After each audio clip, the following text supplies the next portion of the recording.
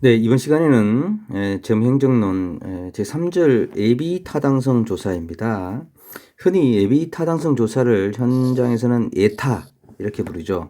예타다 이렇게 하는데 최근에 예비 타당성 조사가 문재인 정부 들어와서 상당히 뜨거운 감자가 됐습니다. 언론에서. 그래서 좀 공부를 해둘 필요가 있습니다. 왜 그랬냐고요? 그 중요한 사업을 정부가 예비 타당성 조사를 면제했어요. 예비 타당성 조사를 하게 되면 사실은 이 타당성이 안 나오는 경우가 많이 있었는데 그런 경우도 정부 지출 늘려서 경기 부양을 하기 위해서 예비 타당성 조사를 면제했습니다. 물론 그런 측면도 있고 또 국가 균형 발전이라는 측면에서 면제를 하게 됐는데요. 그게 언론에 상당히 큰 뜨거운 감자가 됐었던 적이 있었죠. 2019년 무렵 정도로 기억을 하는데요. 자, 봅시다. 정부가 대규모 사업에 대한 예산을 편성하기 위하여 미리 예비 타당성 조사를 실시하고 그 결과를 요약하여 국회 소관상임위원회와 예산결산특별회에 제출하여야 한다. 자, 거기 예산을 편성하기 위해서요. 근데 경기도 평택에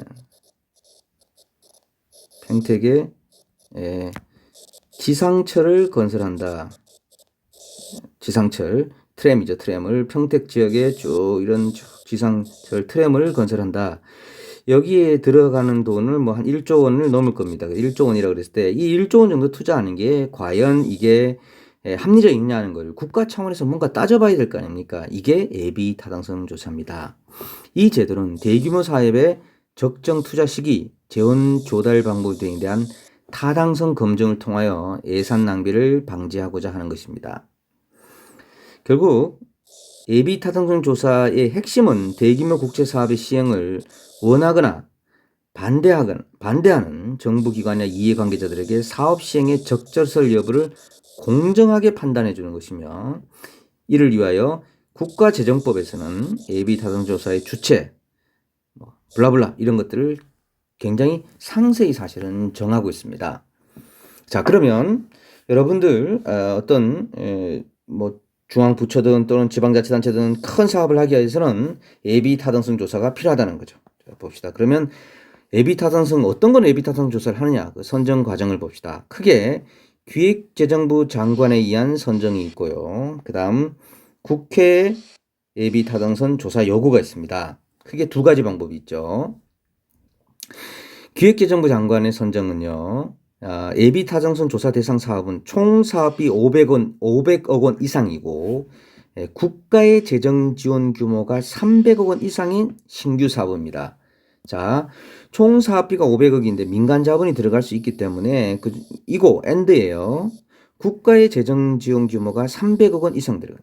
총 사업비가 500억 원이라도 국가가 200억 원 이하면은 대상이 아니죠. 그죠? 이런 것들이 조사 대상입니다.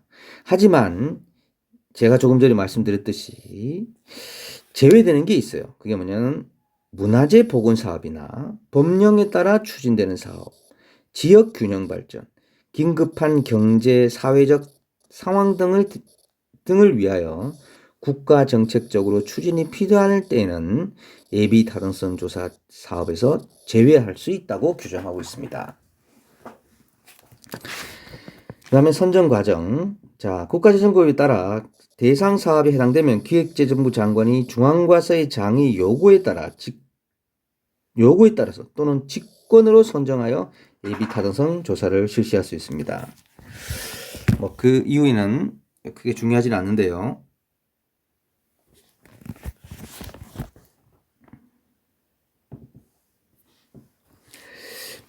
그 다음 봅시다. 국회 예비타당조사. 국회가 의결로서 예비타당조사 실시를 요구하는 사업에 대해서는 기획재정부 장관이 반드시 조사 실시를 해야 됩니다. 국회가 요구하면. 국회가 의결로서 요구하는 사업은 기획재정법에 규정된 대상 사업의 범위에 한정될 필요는 없다. 국회는 대상 사업에 한정될 필요는 없다는 겁니다. 예비 타당성 조사 내용. 알아두셔야 할 것은 기획재정부 장관에 따른 우리나라의 예비 타당성 조사는 어디서 하냐면 이 KDI에서 합니다. 한국개발연구원에서. 독점적으로 해요. 이게 뭐 이게 국책기관이기 때문에 한국개발연구원에서 하고 국가연구개발 다시 말해서 R&D 사업의 경우에는 한국과학기술평가원 키스텝에서 합니다. 뭐 키스텝까지 알아둘 필요는 없겠지만 KDI에서 이런 걸 한국개발연구원에서 일괄 수행하고 있다는 걸 알아두시고 분석 기법은 AHP 일종의 층화 분석 방법인데 AHP 방법으로 하는데 이게 0.5 이상이면 사업에 타당한 것으로 주로 판단하고 있습니다. 자, 우리가 여기서 한 가지 알아야 될 것은 그러면 에타는 뭐뭘 보냐? 경제적 분석도 보고요. 정책적 분석도 보고 지역 균형 발전 측면도 분석합니다. 이 세 개를 봐서 이게 AHP 0.5 이상이 돼야 되는 겁니다. 자, 그러면 이런 질문이 있죠. 예비 타당성 분석은 경제성 분석만 한다. 틀렸죠. 정책적 분석만 한다. 틀렸어요. 경제성 분석하고 지역 균형 발전 분석 등을 하게 된다. 걸 알아두시면 되겠습니다. 자, 바로 예산심의 넘어가겠습니다. 예산심의. 예산심의란 행정부에서 예산을 제출하면 이제 국회가 하는 절차죠. 다시 말해서 국민의 대표기관인 입법부가 다음 연도의 국가 살림에 대한 최종적으로 검토 분석하는 과정입니다. 뭐 예산 심의는 뭐 크게 많이 중요한 부분은 아니고요. 하지만 이건 국회가 하는 것이기 때문에 우리 행정부에서 어떻게 할 수 있는 게 아닙니다. 하지만 어떤 절차로 시행된다는 것은 알아야 되겠죠. 첫째가 시정연설을 합니다. 일단 일단 9월 3일 이전에 국회에 제출되면 정부의 대통령이 시정연설을 하게 되는데 통상 대통령이 시정연설은 국무총리가 대신하는 경우가 많이 있습니다. 이때는 구체적인 것보다는 큰 정책 방향이나 추상적인 내용에 대해서 언급하는 거죠. 그 다음에 이제 상임위원회 예비심사로 들어갑니다. 두 번째가 상임위원회. 소관상임위원회에서 심사를 하게 되죠. 소관상임위원회의 예비심사 절차는 일단 예산안에 대한 제안 설명을 하고 전문위원회 예산안 검토 보고를 하고 뭐 토론을 하거나 소위원회에서 심사 개수 조정을 합니다. 이 부분을 제가 한번 설명을 한번 드려보겠습니다. 자, 우리가 예컨대 국토부다. 국토부의 공무원이에요. 우리 예산, 자, 우리 정부, 이렇게 먼저 설명하면 안 되네. 죄송합니다. 정부 예산안이 대통령의 이걸 받고 대통령이 국회에 제출했죠.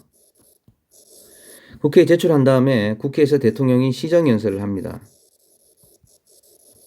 시정연설을 하게 되면 이 이후에 이 국회에서 각 상임위에 예산안을 이제 넘깁니다. 그러면 각 상임위에서 예산을, 상임위가 어디죠? 상임위는 만약에 우리 국토부 업무라 부르면 국토위원회, 아마 국토해양위원회일 겁니다. 국토위원회. 그 다음에 행안부면 행안위원회, 환경부면 환경위원회에서 하게 됩니다. 그래서 이 위원회가 열린다는 얘기예요. 여기서 각 상임위원회에서 이제 심사를 하게 됩니다. 그래서 환경부 거는 환경위원회, 행안부 거는 행안위원회, 국토부 거는 국토위원회에서 이제 심사를 하게 됩니다. 이게 상임위원회의 예비 심사라고 부른다는 얘기요. 책에 있는 대로. 그러면 요 심사를 할 때 어떤 절차를 거치냐면 참 별것 아닙니다만은 먼저 이 처음에 예산을 열릴 때 국토교통부 장관이 참석합니다. 그리고 국토교통위원회 위원장이 있고 여야 위원들이 쭉 앉아 있죠. 여기 위원장 한 명이고요. 이렇게 앉아 있는데 여기에 장관, 차관, 각 국토교통 공무원들이 쫙 앉아 있죠. 이런 장면 많이 보셨을 겁니다. 자, 여기서 장관이 이 예산안에 대한 설명을 합니다. 뭐 통상 장관이 한다도 있지만 장관이 뭐 허락하신다면 위원님들께서 허락하신다면 기획재정부 기획실장으로부터 보고 드리도록 하겠습니다. 뭐 이렇게 얘기하는데 예전에 한번 노무현 정부 시절에 야당 의원이 안 됩니다. 장관이 직접 하세요. 그래서 우리 부 장관이 직접 보고한 적도 있었어요. 아주 해프닝인데. 자, 그래서 어쨌든 장관이 하는 게 뭐냐? 예산안 제안 설명입니다. 그러면 이 장관이 제안 설명을 하면 이 상임위원회를 서포트하는 국회 입법고시 출신이나 국회 공무원들이 있을 거 아니에요. 그죠? 이 상임위원회를 서포트하는 이게 상임위 전문위원실이라는 게 있습니다. 여기에 전문위원 대장이 차관 복급이에요.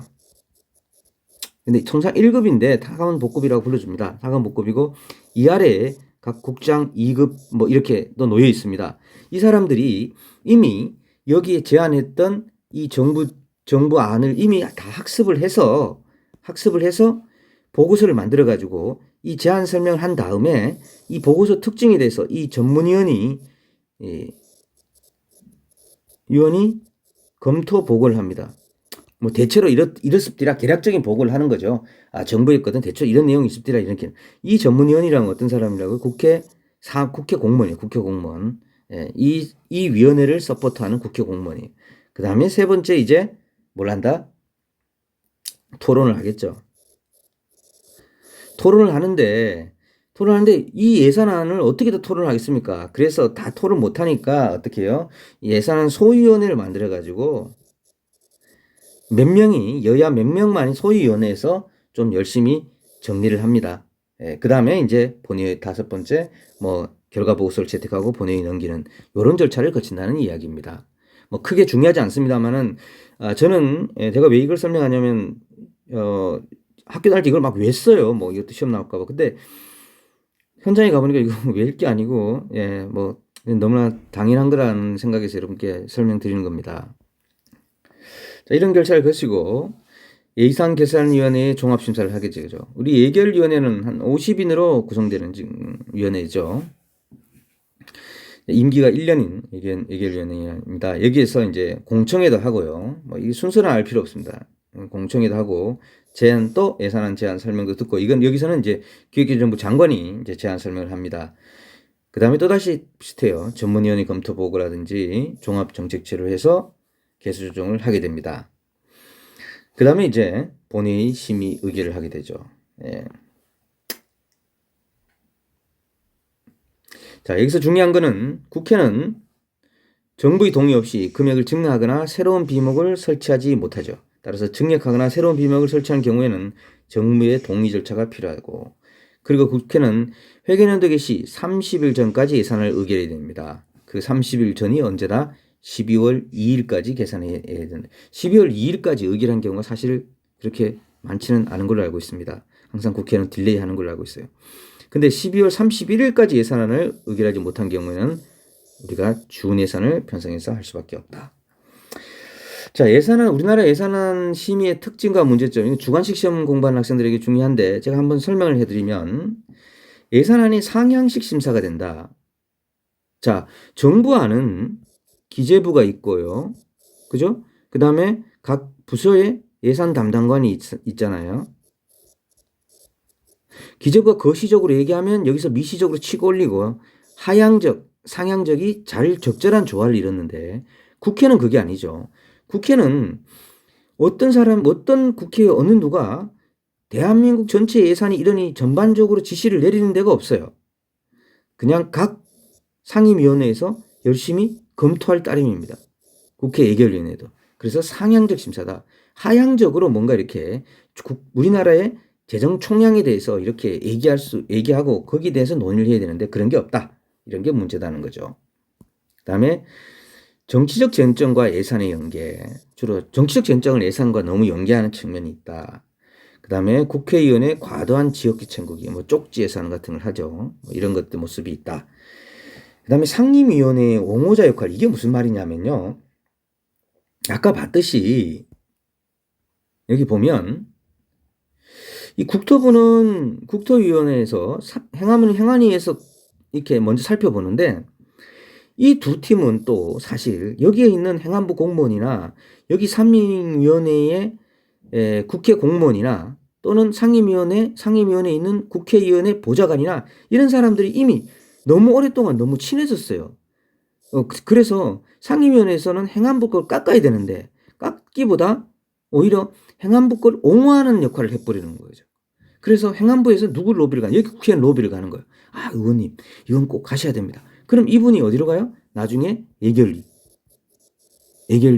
자기 동료의원한테 야, 이 사람아, 이거는 꼭 넣어야 된대. 이렇게 한통속이 돼버린다. 그래서 상임위원회가 해당 부처의 예산을 옹호하는 역할을 하는 경우가 있다. 이런 얘기입니다.